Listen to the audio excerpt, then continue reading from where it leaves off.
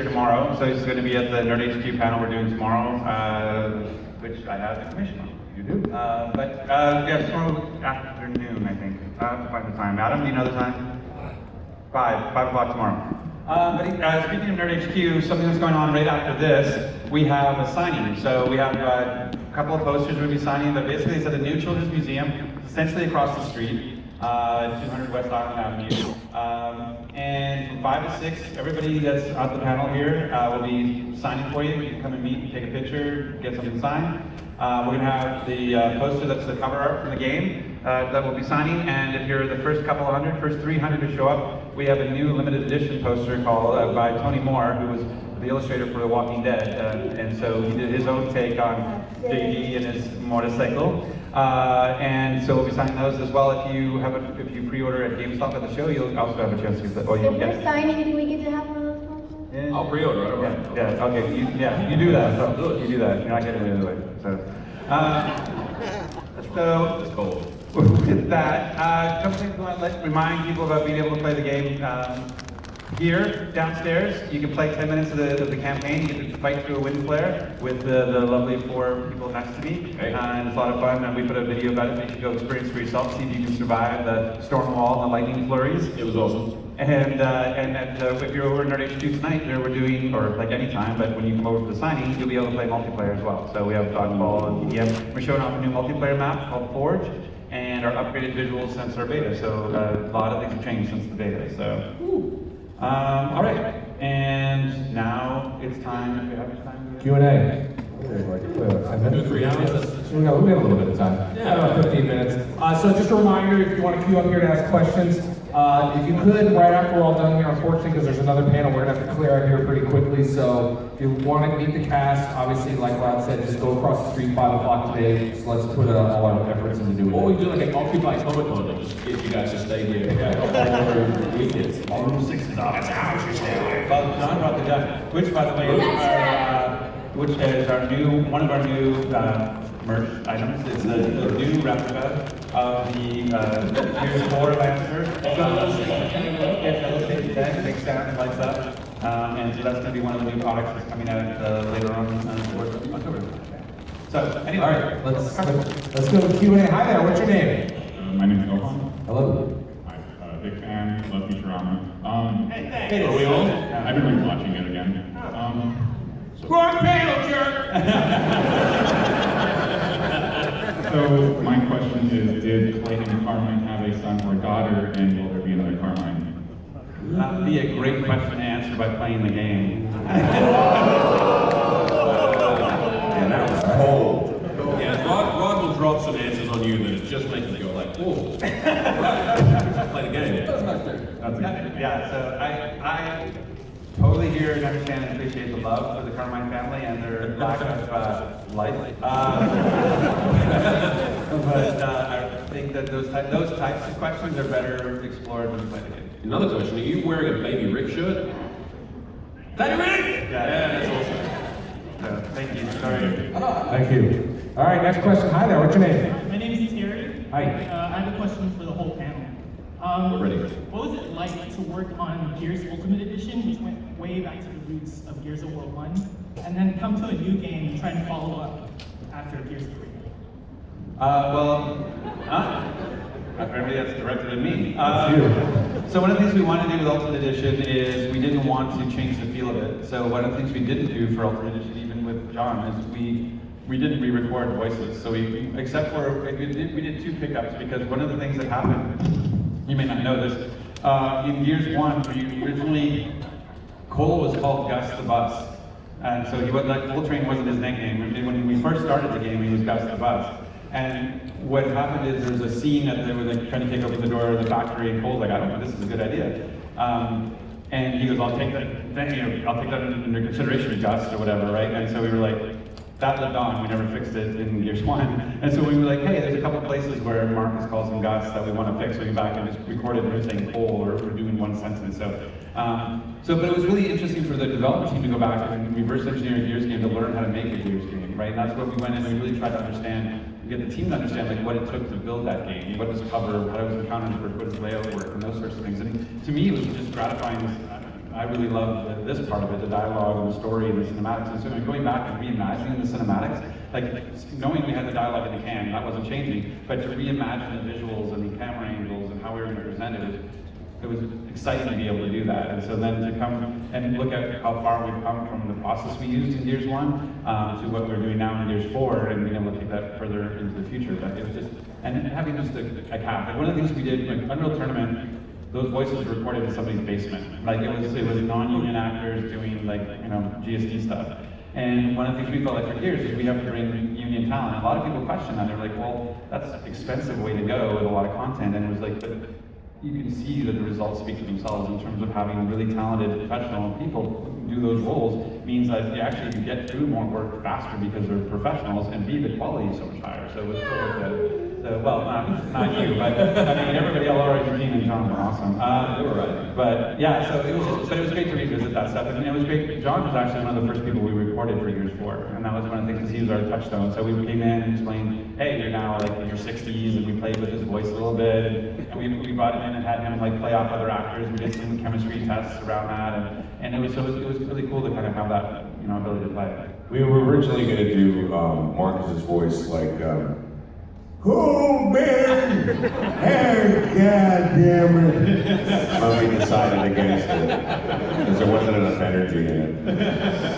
But it's like I want that notion. It's like 25 years added on. I mean, it's kind of the same. It's the same voice, but just a little weirier. Well, it was true. That was one of the things that we realized when we were going from Gears 1 to Gears 4 was that 10 years had passed in his voice. And so even when we were like, oh, we need to age up his voice a little bit, and then we're like, we listen to him record, and we go back and we were in that moment like actively listening to Gears 1 because of Ultimate Edition, and we're like, actually, just the natural passage of 10 years is enough to give it a little bit more gravitas. So we kind of didn't have to really do too much with it. And it's the same, like we had an interesting thing with Liam, especially. I think you were probably the more challenging one, just because not in terms of ability, in terms of just we had this notion in our head that we wanted a younger cast. Yeah, right. And Hey. we wanted this 20-year-old, mid-20s. Young JD, what's going on, Dad? Yeah, exactly. Please don't do that.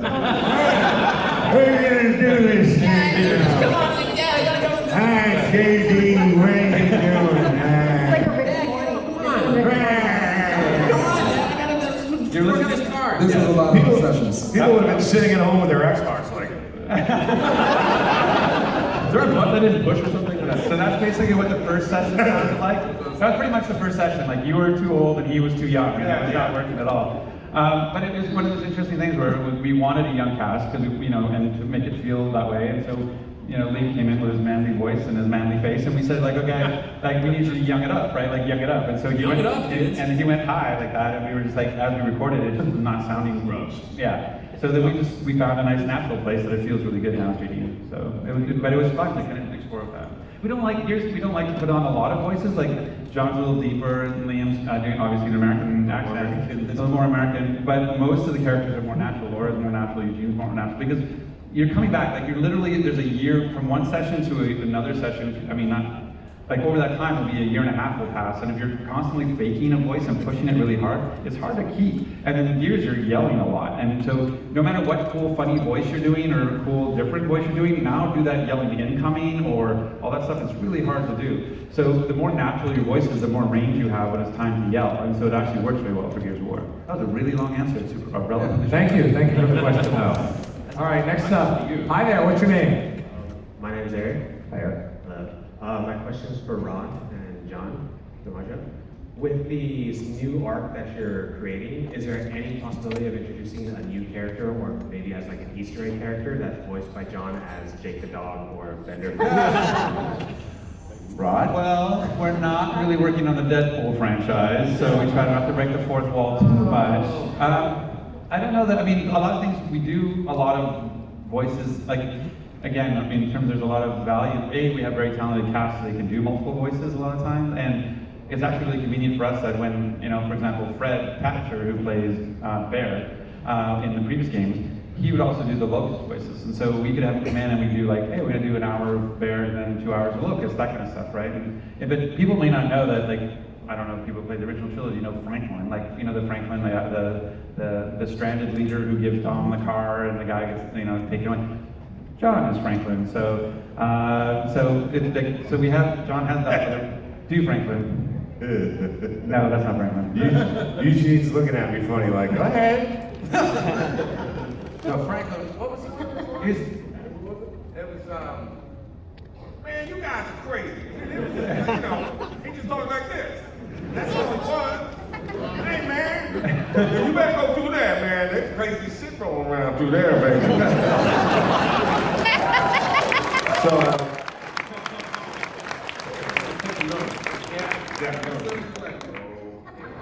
You bet, right.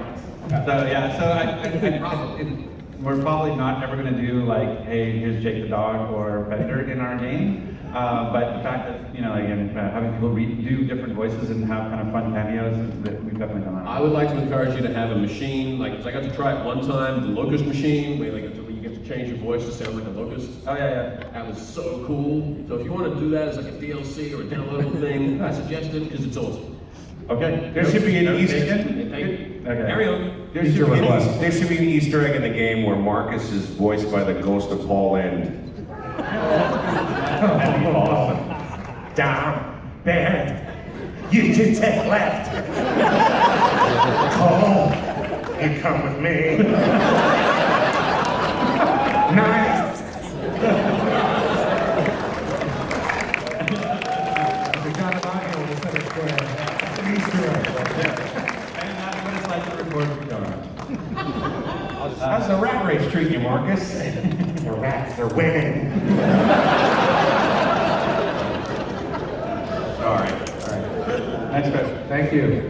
Hi, my name is Govind, Xbox Live Ambassador and loyal Gears fan since the beginning. I'm just wondering if we are going to see any type of cameo or return of any of the classic characters like Anya or hell, even the Coltrane. Okay. There's a 3-word answer to this particular question. I want you all to say it with me. Play the game. 1, 2, 3. Not a very satisfying answer, though, to be fair. Yeah, it's not. He clearly sat that line and was like, I'm going to ask a question. Wouldn't it be awesome if the answer was... It's like an actual It's answer. never going to happen, though. No, it's just I want you to experience, like, whatever it is, the reason you got up in the line to ask me that question for a specific reason, that you have some desire or maybe, I want you to experience whatever you're going to experience, whether it's disappointment or joy, to have that happen with the game, not in difference. So, Or you can have that disappointment right now. As you didn't get the answer that you wanted. I'm so sorry. On behalf of Rod and the whole team here, I'd like to personally apologize for the answer we gave you. But the game will be great. We will love it. All right? Thank you for coming. Really appreciate it. Thank you. I second that. okay, you're now an honorary Canadian. Sorry, Yeah. Oh, sorry, Nice to fight How would that answer? That's also terrible. Carry on. Hi there. Hello. What, if anything, can you tell us about the new Horde mode? Oh, the new Horde mode. I don't know. Is people interested in the new Horde mode? Okay.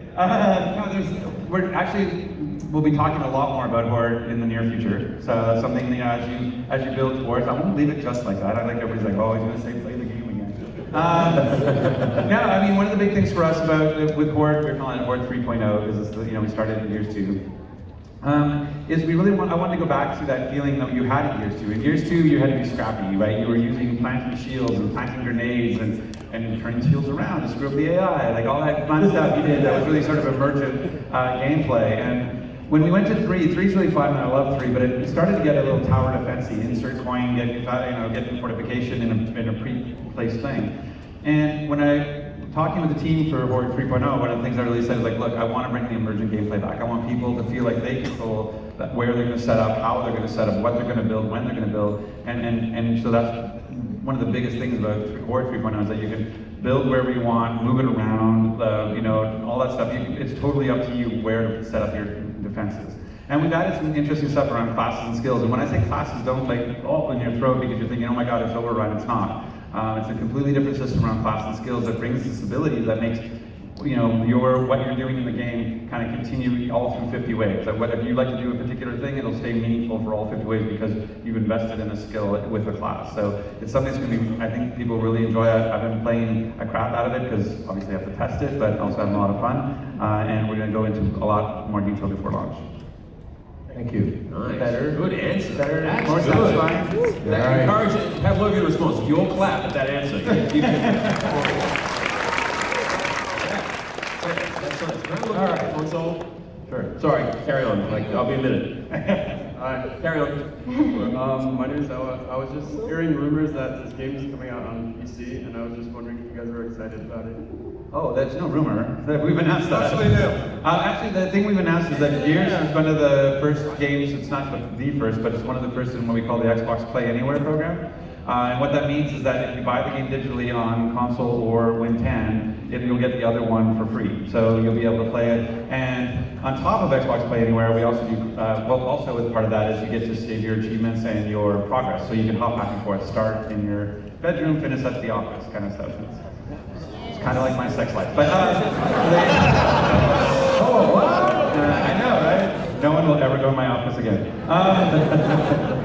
But as part of that, we also have crossplay, which means that we do co-op crossplay. So whether it's Horde, we have co-op now in Versus, or the campaign, you can play one person on PC, one person on console. So you can make, which is so awesome. But there is one misunderstanding about XPA. It is not a code. So when you buy the console version, you're not given a Windows code where you go like, oh, I can give the Windows code. John's go. Wait, after. Got the console. It's part of your gamer tag, so it's not a code you give away. It's like once you get it, you get entitled to both with your gamer tag. So It just shows up in your library like another game. Yeah. Yeah. So you're telling me that on my PC, which I've sort of made myself, I can play you on your Xbox. Can I play mouse and keyboard? Yes. Yes. Okay. Is there gonna be a Gears of War coloring book? No. Yeah, it's all, but you only get one. Yes, but you get one crayon and it's red. Just blood everywhere. It's just red. One color is all you get red. You good? Thank you. All right, next question. Hi, I missed last year, Rod. Thank you. I had a question on, there was an issue with the instant on with the Kinect, where the graphics got messed up in the Gears beta. Okay. So I was wondering if you didn't get up to level 20, if you could go back and get the skin somehow, because I level 17, and then we played into the Okay. If you could tweet that at PezRadar, he will pick that up and run with it. I can't, and don't have the details right now, but I'll definitely PezRadar. PZRA. Or Z, I guess. No, PEC. Z or Z? I'm trying to get back to my Canadian roots, so Z. Okay, anyway, PezRadar. Thank you. Thank you. I'll personally make sure that bug is squashed. I'll learn code and then code the game better. Thank you. You're welcome. What I do. Hi there, next question. Hi, my name is Robert. Hi, Robert. Hey, Rob. Fan. Hey! Hi, I actually picked up my original 360 because of Gears of War 1. Ah, awesome. So my question pertains to multiplayer. So people have a lot of opinions of what they like regarding Gears 1, Judgment, and Gears 3. I was just curious, I know there's a lot going on, beta testing, but what do you decide that goes this time against Gears 4? Because a lot of people, like I said, like things from the different versions. Right. It's just finding a balance. Like the notion of Gears 1 as like that's what we put in Ultimate Edition. We tried to stay true to 1. And I think in hindsight, people got so familiar with 3, we probably should put more 3 into Ultimate Edition, if you will, if you understand that sort of reference.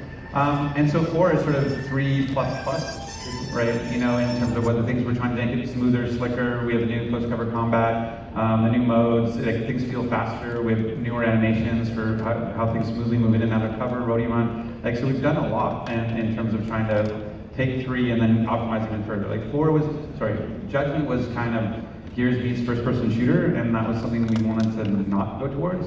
Because one of the big things for 4 was to take what gear makes Gears and embrace it fully, and just go really, really deep on Gears 4, and that's what we're doing.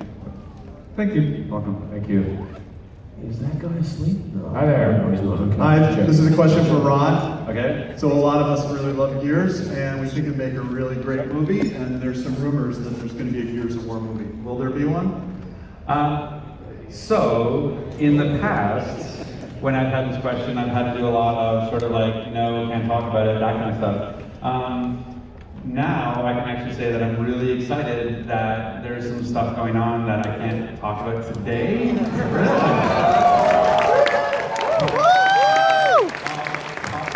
Probably we'll be talking about it very, very soon. So I can't say anything anything other than I'm really excited about what the future holds. Great, thank you. Excited about You're like, this may be really, can't really about this movie right now. But I think The Rock, maybe. I'm really excited. Somebody can make a slow-mo give of that, it'd be great. Sorry. Well, that doesn't suck. That does not suck. Awesome. That's much better than playing the game. All right, next question. Hi. Hi, my name is Anthony. Hi. Anthony. I want to know, does the D in JD Phoenix stand for dominant? And if not, why not?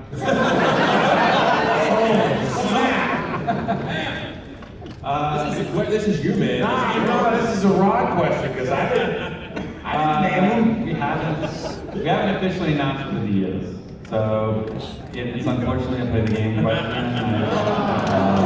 feel bad about that particular answer, but it is the answer. We want to, come on. Get it off the Twitter. Hey, what's the D? Give us the D. Wait, what am I saying? That D, man. What that? Okay, everybody wants A.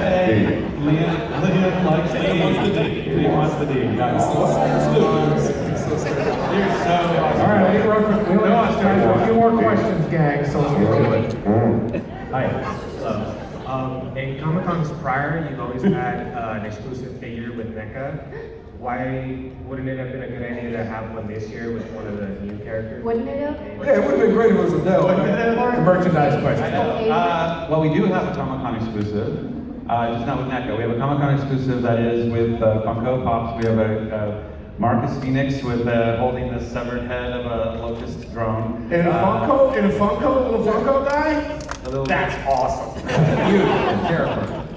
So we have a lot of stuff going on. We've just been, yesterday we did an hour on the hour merch retweeting campaign of all the stuff. We're working with Square Enix and Funko, and I can't even list all the people at PDP who doing the Lancer and Triforce and all these great partners, but NECA is not one of them this time. So there won't be NECA figures for Gears 4 right now. But we did have an exclusive and it's out there, so if you want to get the cool Marcus Funko, it's out there. This is a cordless microphone. Thank you. They all, Man, I couldn't play. Liam, we're running out of There's time. one more question. Don't run To the audience,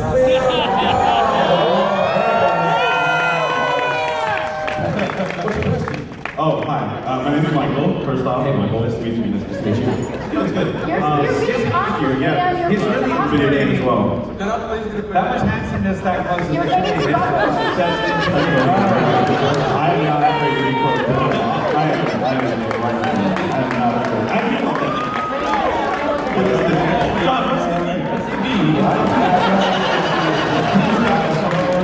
I can't know the D could stand for dick. I don't know. That would be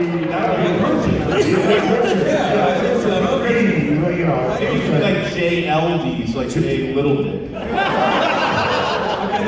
Yeah, that's listen. I'm sorry. I don't know this. So what was your question? Oh, okay. So in the beta, sawed-off shotgun was not in it, and it made me like infinitely happy that it wasn't.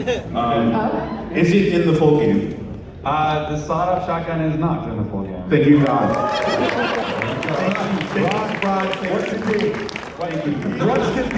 The D.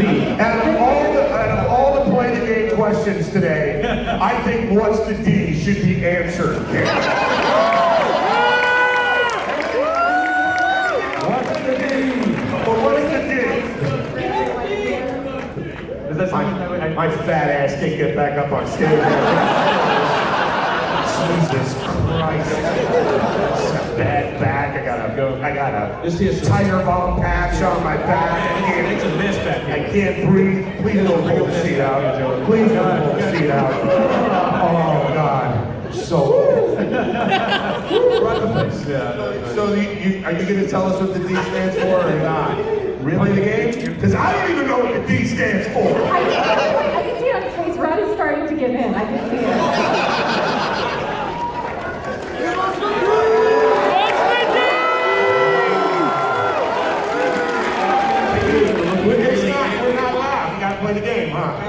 Got to play the game. You know it's gonna be hashtag what's the date, right? Wait, how do you get that hashtag? His full name is James Dominic Campbell.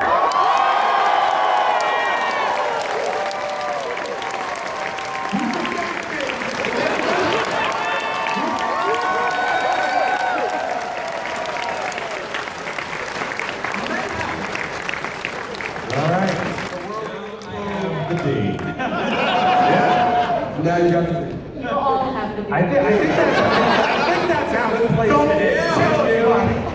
Nothing more we can do there. All right, just a reminder, let me get over to the, let's go back up to the previous slide. That's where you can play the game, right here in All Hunter across the street, Nerd HQ. We're gonna head over there in just a few minutes. We'll be there at 5 o'clock today, right, Rob? The entire class? Yes, 5 o'clock today, and tomorrow is the panels. Actually, I've been told it's 4 to 5 tomorrow, so it'll be similar to this, but Jimmy. So, and because Rod has been telling you for the past hour to buy the game, Rod, when does the game come out? Oh, so minor piece of knowledge. October 11th is when the game comes out, but if you get the Ultimate Edition, which is included in the console purchase, and by the way, check the custom headphones that happen to match this, and all of it. Just all of